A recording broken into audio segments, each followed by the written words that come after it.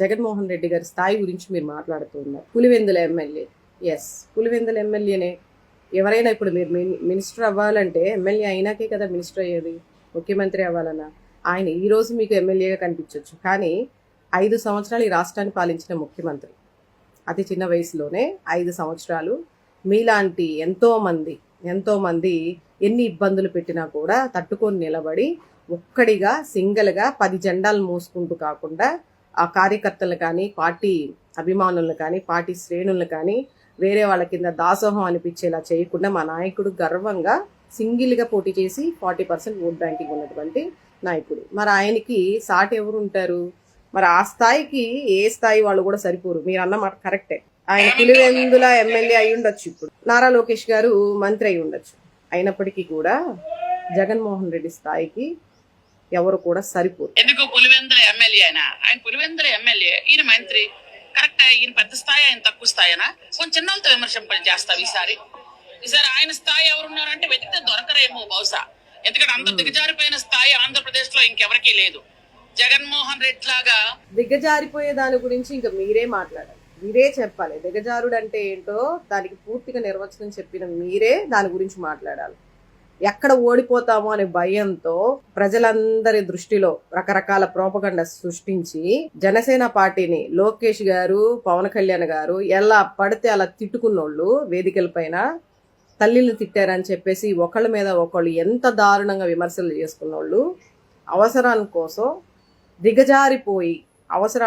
దిగజారిపోయి అధికార వ్యామోహంతో ముగ్గురుగా కలిసి నిర్ణయం తీసుకొని ప్రజల ముందుకొచ్చి పోటీ చేశారు. అదొక 50% అయితే ఈవీఎంల ట్యాంపరింగ్ల గురించి ఇంకా స్పెషల్గా మనం చెప్పక్కర్లేదు. దాని గురించి ఇప్పటిదాకా ఎక్కడా కూడా మీ నాయకుల ప్రస్తావనే తీసుకురాలి.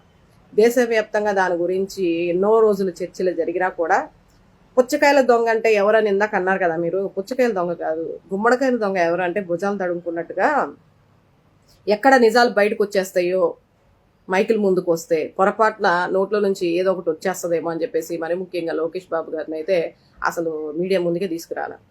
ఎందుకంటే ఒక 50% మీరు ముగ్గురుగా కలిసి వ్యతిరేకత ఉన్నదాన్ని ఏదో ఓట్ బ్యాంకింగ్ కింద కన్వర్ట్ చేసుకుందాం చూశారు. మరొక 50% ప్రజలందరికీ తెలుసు ఏ విధంగా వచ్చారు, ఈవీఎం ట్యాంపరింగ్లు ఏ విధంగా జరిగాయి. దాదాపు 12.60% ఓట్ షేరింగ్ అనేది లెక్కలు అనేది చాలా మన ఏపీలో తేడా జరిగిందని చెప్పేసి సర్వేలో పెద్ద పెద్ద వాళ్ళే దేశవ్యాప్తంగా కొన్ని సందర్భాల్లో మాట్లాడటం జరిగింది. అవన్నీ మరి మీరు చూసారో లేదో తెలియదు. మరి ఏ విధంగా మీరు అధికారంలోకి వచ్చారు? తప్పుడు ప్రచారాలు చేసి వైఎస్ఆర్సీపీ పార్టీ మీద మీకున్న జాకీలు ఉన్నాయి కదా, మీడియా జాకీలతో.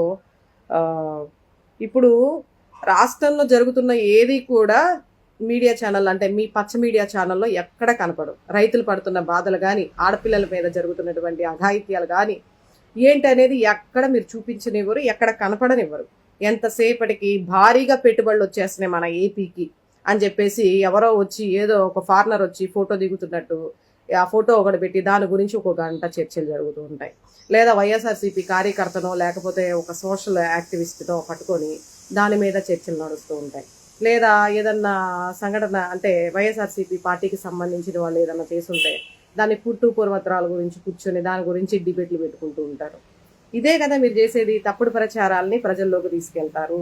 మీరు ఏ అభివృద్ధి చేయకపోయినా కూడా అభివృద్ధి చేసినట్టు భారీగా రాష్ట్రానికి పెట్టుబడులు వచ్చేస్తున్నాయి, ఇంకేముంది పెద్ద పెద్ద కంపెనీలు వచ్చేస్తున్నాయి అని చెప్పేసి ప్రజల దృష్టిలోకి ఈ విధంగా ప్రోపగండ చేయడానికి మీ పచ్చ మీడియా ఛానల్స్ ఏవైతే ఉన్నాయో అవి చేసేటటువంటి ప్రచారం ద్వారా ఈరోజు మీరు అధికారంలోకి వచ్చారు.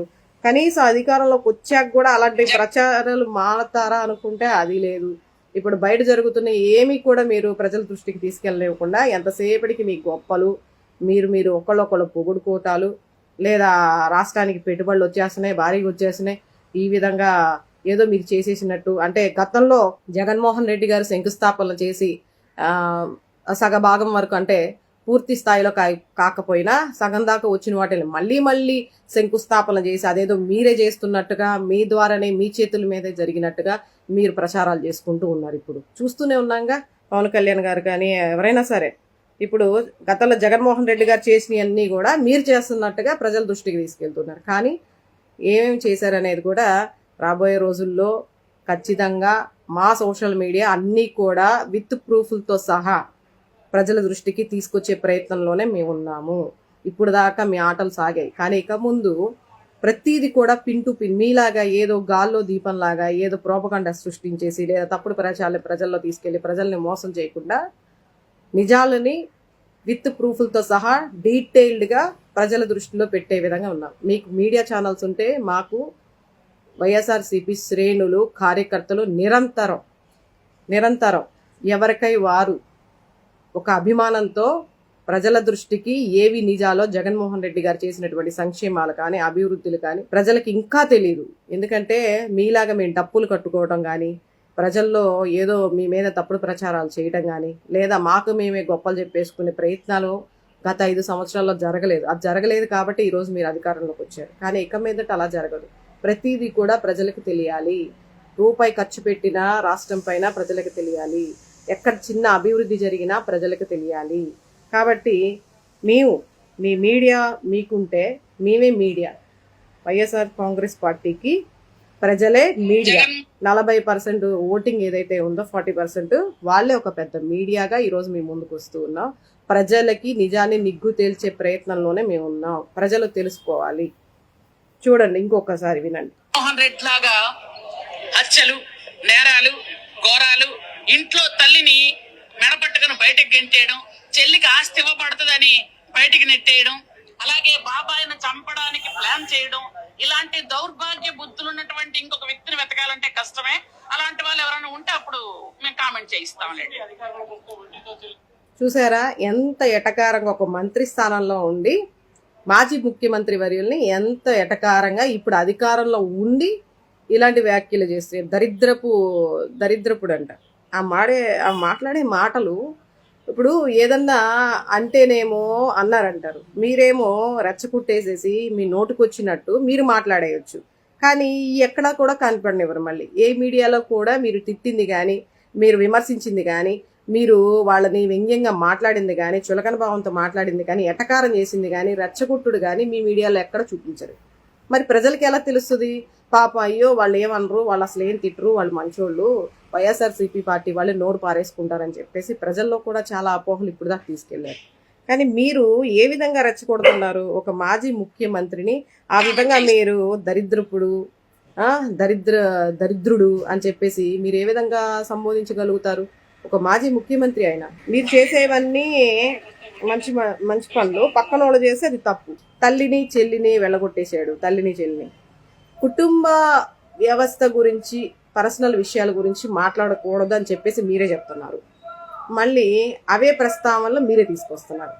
మరి వైఎస్ఆర్సీపీ శ్రేణులు ఏదన్నా ఒక చిన్న మాట అంటే దాన్ని సహించలేరు. మళ్ళీ మమ్మల్ని ఎలా అనేసారు అలా అనేసారు అని చెప్పేసి మీ ఛానల్లో పదే 1కి 10 సార్లు వేసి చూపించి ప్రజలకి వీళ్ళు ఇలా ఉన్నారని చెప్పేసి నెగిటివ్ క్రియేట్ చేస్తున్నారు.